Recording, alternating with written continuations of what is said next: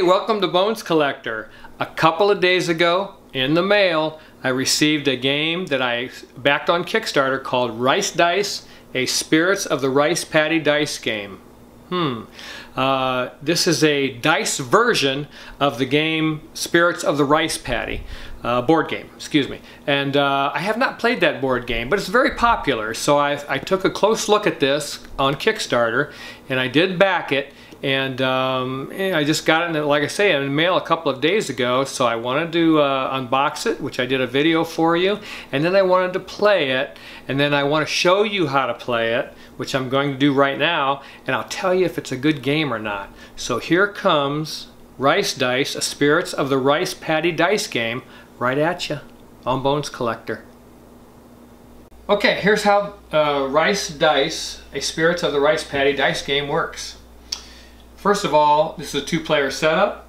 Each player gets a starting paddy card, and it says right on them starting paddy.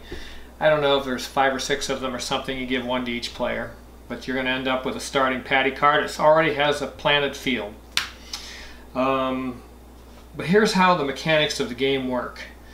During your turn, okay, you're going to roll these beautiful chunky dice, and they're very nice dice, and they're engraved, which is pretty cool. And there's 5 of them, and each player on the beginning of their turn is going to roll these dice and select an action from those dice. And there's various actions on here. Water, draw a card, workers, and weeds. I think that's, and a wild card, excuse me. So those are the way the dice are going to turn up. And you don't have to roll any, like if you roll all workers and 1 wild card, you can choose any action and just use that wild card. So that's, the dice don't really, you're going to just choose an action, and it's pretty simple to do that. But anyways, eventually you're going to start adding cards to your rice paddy field. And let's do that. I'm going to say, let me mess around here with the deck. Okay, there we go. Alright, so the mechanics of the game work like this. In these rice paddy fields, and you start out with one already planted. I said that, I think. If I didn't, yeah, you start out with a field already planted. In order to plant that field, you have to water it. And the water is determined by how many hex rice paddy fields are on that card. So on this card, there's 2. Okay? There's 2 rice paddy fields. So you're going to have to place 2 water tokens to water that field. This field will take 3. This field will take 5. It determines how many hexes are on the card is what the water requirement is. So there's a 4-step process to scoring those cards. And the score of those cards is listed in the upper left-hand corner. This is 10, 5, 10, 25.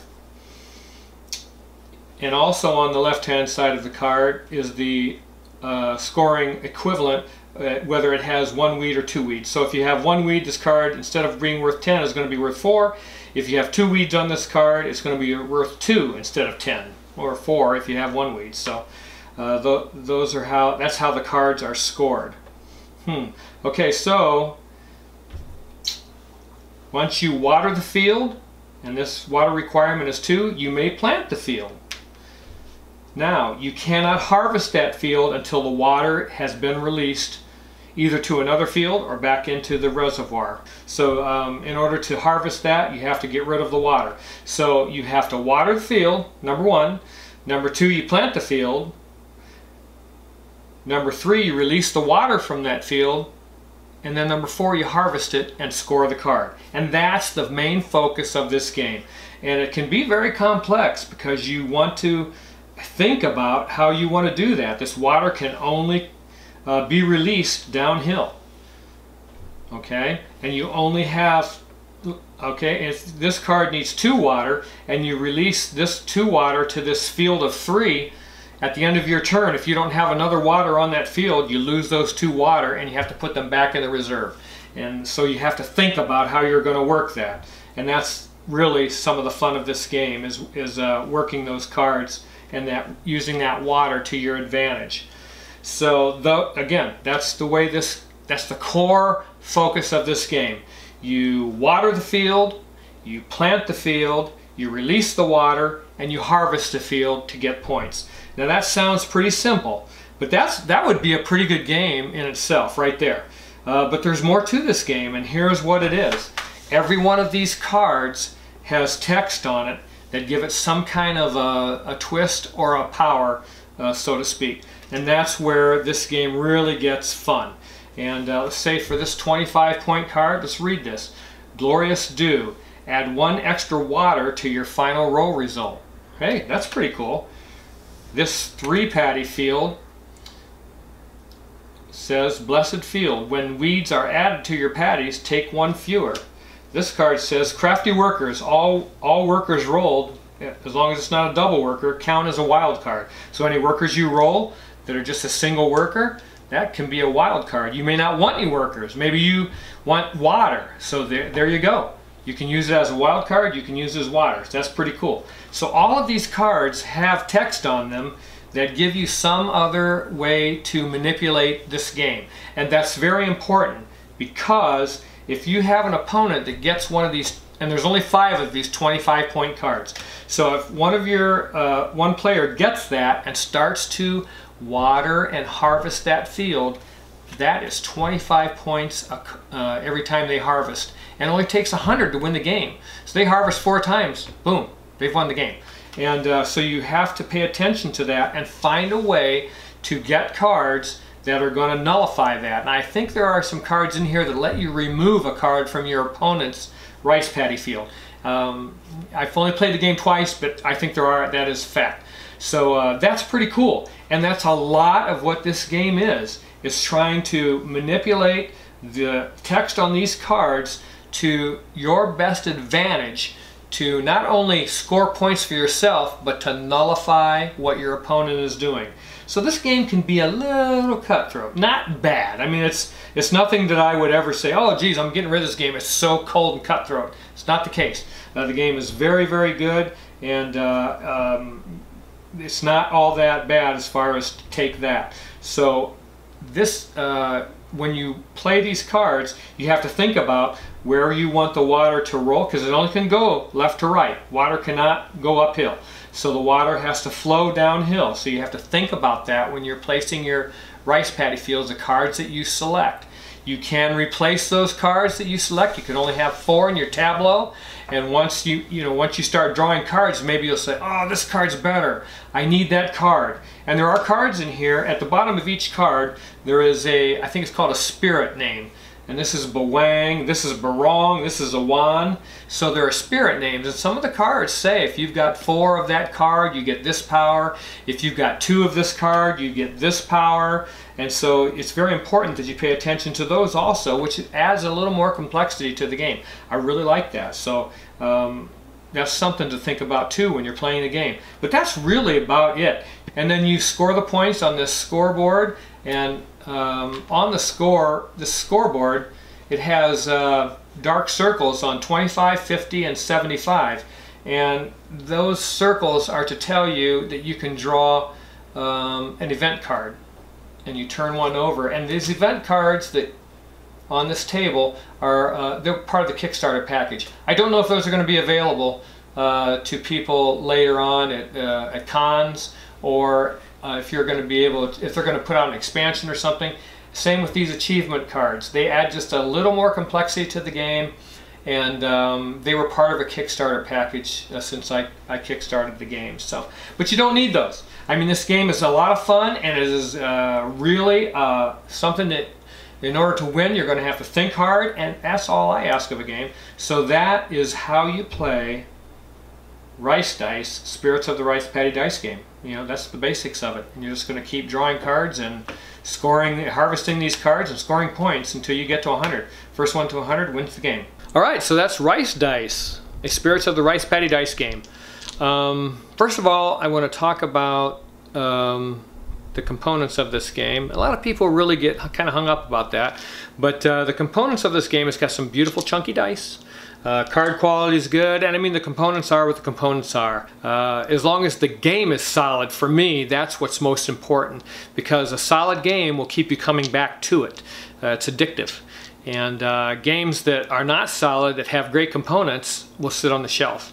So, you know, theme is something that is, you know, arbitrary. It depends on the person. So in this particular instance, as far as Rice Dice is concerned, it's a great theme. I love it. The theme is amazing. The components are excellent for what this game is. And this game is going to retail, I think, for $17 or $18, something like that. Very inexpensive. And that's important to me. Again, the focus of really this channel is, part of the focus is for senior citizens. So this is a very inexpensive game that can give you a lot of intellectual and complex challenge that will keep you healthy mentally. And that's important, and for any age. To have good mental health. This game is really, really good. It's a lot of fun. We've played it now a couple of times and I've enjoyed it. It's a challenge to try to daisy chain together and try to get to that 100 points. It's a race. Now I talked a little bit about the Kickstarter rewards that came with this game, and those are the event cards and the achievement cards.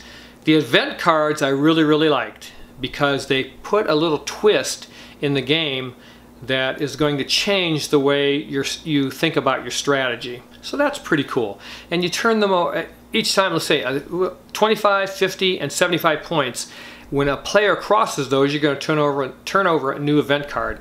But those event cards I really, really liked. It gives a little more complexity to the game, gives it a little more a twist during the game that it's going to make you change course, and that's pretty cool.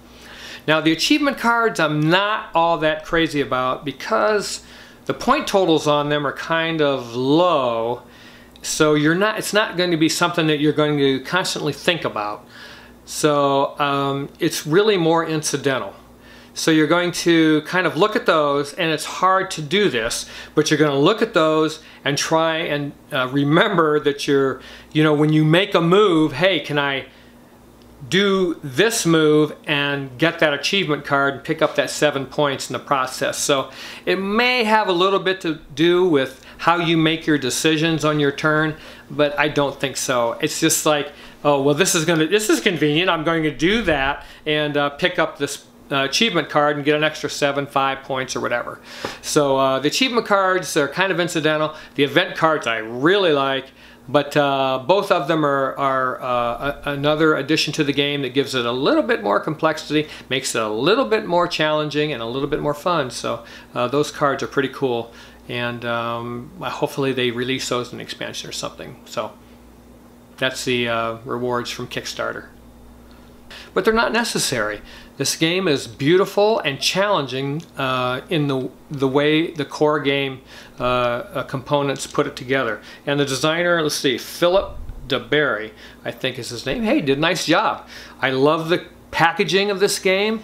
As you can see, you know, nice tiny box, and that's a big deal for me.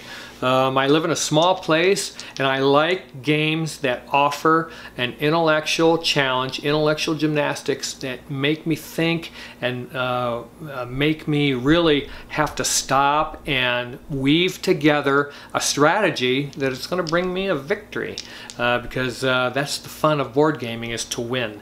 And it's not everything, but man, I tell you, when you can do that, and Rice Dice offers that challenge, when you can do that, you feel really good about it, and you'll keep coming back to it. And this little package gets that done. I really enjoyed that. It's kind of cute, isn't it? I mean, I really enjoy this little square box.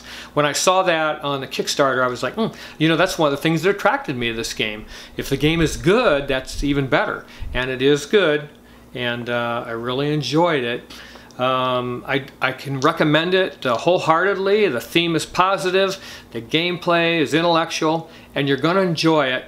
Take it from the old Bones Collector. So that's Rice Dice, Spirits of the Rice Paddy Dice Game. I really like it. And make sure you subscribe to this channel and hit like. And I also want to give a big shout out to my wife Lori, who does all the filming of these episodes and helps me, and she's my editor and does all of the stuff having to do with these videos. So I want to give a big shout out to her, and I love her on top of that. So see you later on the next edition or next video from Bones Collector. Bye bye. Hey, how you doing? Welcome to Bones Collector. A couple of days in the mail. I got a couple of days ago.